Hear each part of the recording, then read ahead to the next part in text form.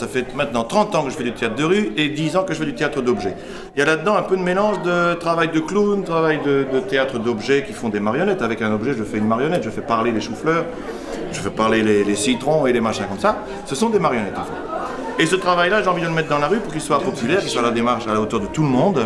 Ici, on a un tout petit village pour le jouer et c'est vraiment un grand plaisir de faire ça. Donc j'essaye d'amener un petit, non seulement qu'on rigole beaucoup, mais qu'à travers le rire, il y ait un petit quelque chose sur l'émerveillement, sur la magie du monde et sur le monde est beau quoi. Et sur profiter du présent. Le personnage Monsieur Gauche là qui est avec ses lunettes et son grand carré rose, c'est bien un bonhomme qui est tout le temps dans le présent. Il connaît l'histoire de Icare, mais c'est pas son truc. Ce qu'il faut surtout, c'est profiter du présent, réaliser ses rêves et être là. Et donc c'est un peu ça que j'essaye de faire, d'essayer de dire avec les moyens qui sont les miens, c'est-à-dire le rire et la marionnette objet et le travail de clown, voilà. C'est vous qui avez créé le spectacle? Oui, avec l'aide d'un metteur en scène qu'on peut citer, c'est Francis Begas, qui a travaillé avec moi sur les 3 Polichineurs. Celui-ci est le 3e volume d'une trilogie. Et le Polichineur de Tiroir était aussi créé avec Francis Begas, professeur de philosophie. Le Polichineur d'écritoire, qui est professeur de littérature, a été créé aussi avec Francis.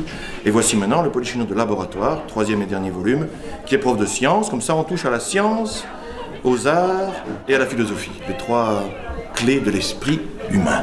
Ce spectacle, si vous le présentez ailleurs, vous faites une tournée. Il tourne dans le monde entier. En fait, dans toute la Belgique quasiment, oui, vraiment, beaucoup de la Belgique francophone en tout cas.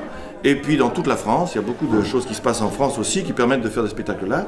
Et puis, comme c'est repris dans la marionnette, il y a plein de pays étrangers qui sont très intéressés par la marionnette contemporaine. Ce qui fait que je vais le jouer en Australie au mois de novembre prochain. Et puis après, il y a des projets vers le Brésil, vers la Bolivie, vers l'Argentine, et puis vers les États-Unis.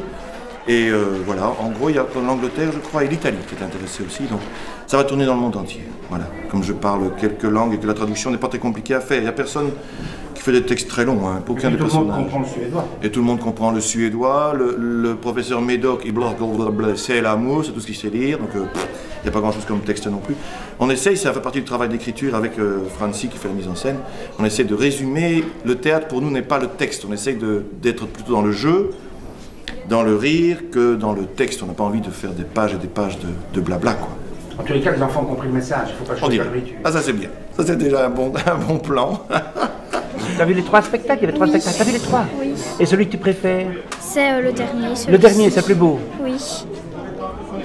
Tu veux nous ajouter un petit mot? Je trouvais que c'était chouette. Comme Jade a dit, ça apprenait beaucoup de choses. Qu'est-ce que tu as appris par exemple? Comme elle, que faut pas jouer avec la nourriture. On ne peut pas jouer avec la nourriture.